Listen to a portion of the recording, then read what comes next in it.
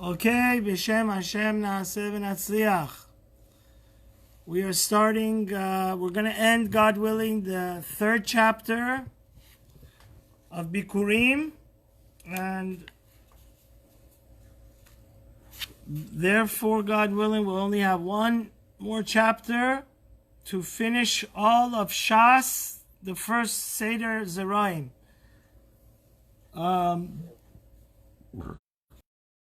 Your side is next Monday night.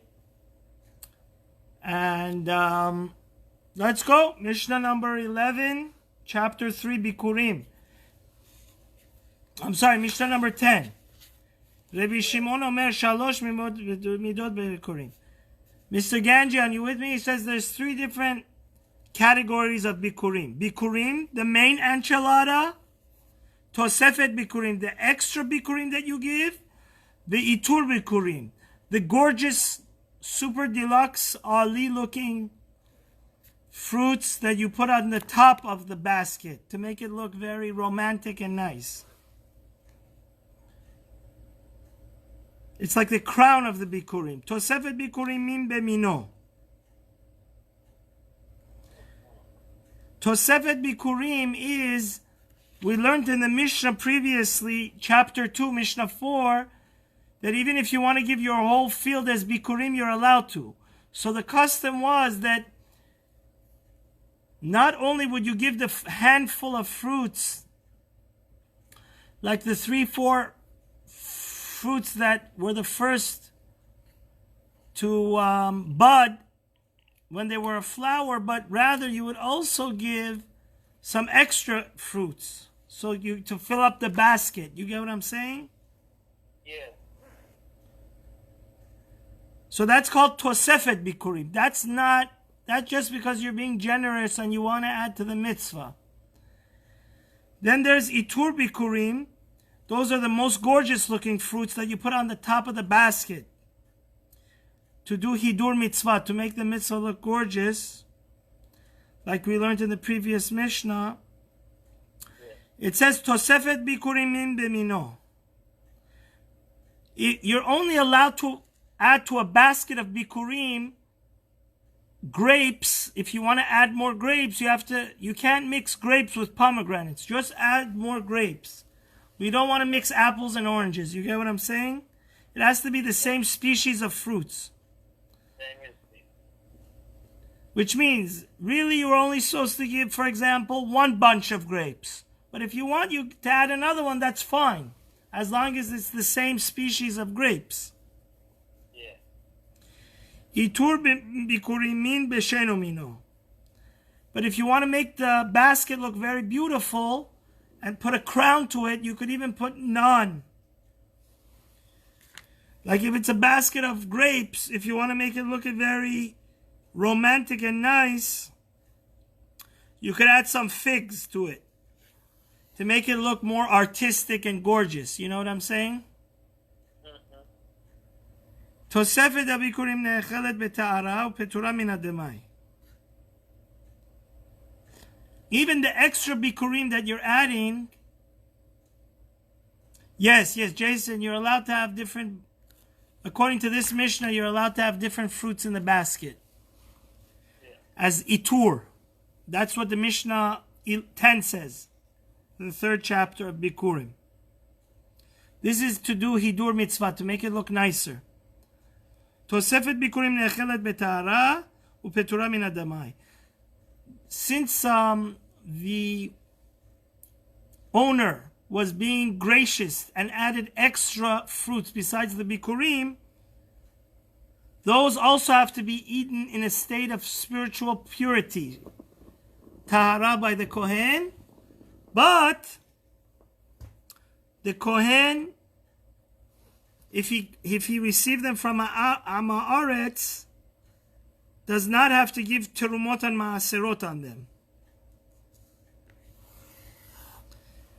It says Kohen shegibel bikurim ha'aretz hachashut shelo lafrish, because at the olden days, some of the ignorant Jews were suspect of not appropriately giving the truma and the meiser. This extra bikurim is exempt from that. Demai. Remember, Mr. Ganjan, we learned Masechta Demai? Yeah. He says even Bikurim is patur mi maaser. Just like Terumah is patur mi maaser. Exactly. A Kohen is getting he's the tax collector. The tax collector doesn't need to give tax. So it's just telling you that the extra Bikurim that the Kohen gets does not have any halachos of Demai. The Itur Bikurim chayav b'Demai. But the extra fruits that they add to the basket to make it look luxurious, those are chayav in Demai. If the Kohen receives them from Am Haaretz, he has to give 10% to the Levi, because maybe the Am Haaretz, the ignorant Jew that gave you, had not given the Levi's portion. And it would be therefore forbidden for the Kohen to partake in that. You get what I'm saying? It's not fair that the Kohen would not be giving the Levi his proper due. So the Itur Bikurim, which is the third. No, Jason, the reason is basically we want to make the basket look exotic. Like we learned yesterday, I didn't do it on Facebook Live, I learned with Mr. Ganjan. They would even bring it on, they would put the Bikurim, the rich people, in gold and silver platters and baskets. So to make it look like in caterings, when you go to a wedding, to make it like a beautiful fruit platter, they would add different types of fruit to the top of the golden basket. Those fruits, if you receive them, the Kohen received them from Am Haaretz, he would have to give Maaser Demai. He would have to give Maaser Ani. Because we're suspecting that the ignorant Jew, Chas v'Shalom, has not given, unfortunately, his taxes. So the Kohen would have to give the taxes instead, give the Maaser, either to the Levi or to the poor people. Next, Mishnah number 11. When did they say the extra Bikurim has the law of Bikurim? As long as the owner is adding extra fruit from his land that is located in the Holy Land of Israel. But if you're adding the extra Bikurim from lands that are outside, located outside of the land of Israel, those fruits, if they're from Jason, how does he know of him as Am Haaretz? The Kohen asks them. The Kohen is like a rabbinical figure. You have to know that in ancient times the Kohen was very sophisticated. He would test and give a questionnaire to the people that were bringing in the Bikurim. So quickly he could decide. He could decipher whether the person was Am Haaretz or not. So, Enam ke Bikurim. So therefore, this that we say, Mr. Ganjian, that extra Bikurim has the law of Bikurim and they has the same holiness that the Kohen should not eat them in the state of Tum'ah, of impurity, is only if those extra Bikurim are coming from trees that are grown in the Holy Land. If they're coming from trees that are not in the Holy Land, then it would not have that halacha. You understand? And the last Mishnah, and Baruch Hashem, we finished the third chapter of Bikurim. Lama amru Bikurim k'nichnas haKohen. Why do we say that the Bikurim, what does it mean that it becomes the private property of the Kohen? The reason why the Bikurim is the private... Oh, yeah, okay, Chazak Baruch, Jason, that you're a Kohen. So it says, Shehu koneh mehem avadim v'karkaot v'behemot teme'ah. Once you give the basket of first fruits to the Kohen, the Bikurim, it's his personal property. So what can he do with it? He could go buy servants with it. He could go invest in real estate with it. He can go buy donkeys with it. And if he has a tax collector, like a debtor, if he has a lien on his property, the bank, like Bank Leumi or Bank HaPoalim, can take his Bikurim, right, to recuperate their assets. Yeah. Or let's say he divorces his wife is allowed to collect her ketubah from the Bikurim fruit. Because it doesn't belong to the treasury of the Bet HaMikdash. You understand? It belongs to the Kohen. Kesefer Torah. I never knew this. Even if you own a Sefer, if somebody Chas Shalom hasn't paid his debtors, they can come and take away his Sefer Torah if he has no other assets. Let's say a man divorces his wife and he owes her like $1,000 or $10,000 for ketubah upon divorce, and he owns the Torah that's worth $10,000. She's allowed to cause Bet Din, the Jewish court, to give her husband, ex-husband, Sefer Torah as payment. You understand? Because this Torah doesn't belong to the synagogue.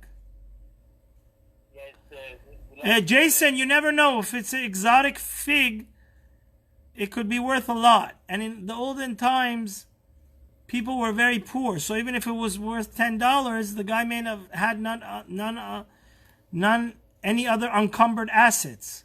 So you could take the guy to court, and the court would come assess the guy's asset and give you his basket of bikurim. So Rabbi Yehuda Omer en notin ela lechaver betova. Rabbi Yehuda says you're only allowed to give bikurim to a Kohen that is not a Kohen that's a Am Haaretz, a Kohen that's sophisticated, that knows halacha. So, because we don't, God forbid, want him to eat the bikurim in a state of tum'ah. You understand, Mr. Ganjian? Yes, exactly. We don't want the Kohen to eat it in a state of impurity.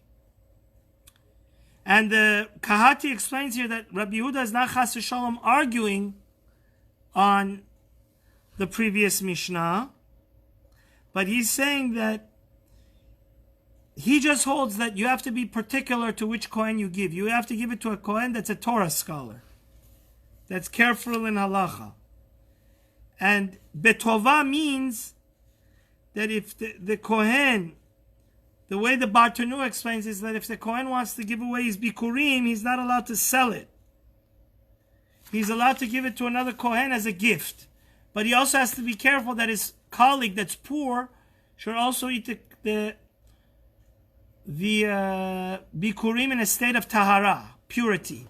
Like he has to go to mikveh if he had touched a dead mouse or something. And the Chachamim say, Chachamim omrim notnin otam le'anshe mishmor ve'hem mechalakim b'nehem kekodshei hamikdash. Chachamim, which the halacha is like the Chachamim, the Rambam says that, remember when you were finished with donating the bikurim to the Kohen would place the bikurim next to the mizbeach, next to the altar, right? Yeah. Yeah. So he says, the Kohen Gadol, or the manager of the Kohanim, would, there's 24 different groups, divisions of Kohanim that would work 2 weeks in the temple. So the right way to split the bikurim is that the manager of the Kohanim, or the Kohen Gadol, would call all the Kohanim that are working at that shift and give them each a little bit of the basket of the bikurim. So it would be fair and square. And it's not up to you. We argue on Rabbi Yehuda. It's not up to you to decide if the Kohen is wise or not. You give it to the Kohanim, and the Kohanim divide it amongst themselves. You understand? Yeah. Okay, everybody, Chazak Baruch. We finished the 3rd chapter right now. Only one more chapter, and we finished the first Seder in Shas. And I'm so grateful to my Chavrusa, Mr. Ganjian, for learning. And B'Shem Hashem Na'aseh V'Tzliach. Stay in tuned next Monday night for the Siyum on all of Masechta Seder Zerayim. B'Shem Hashem. Kol Tuv.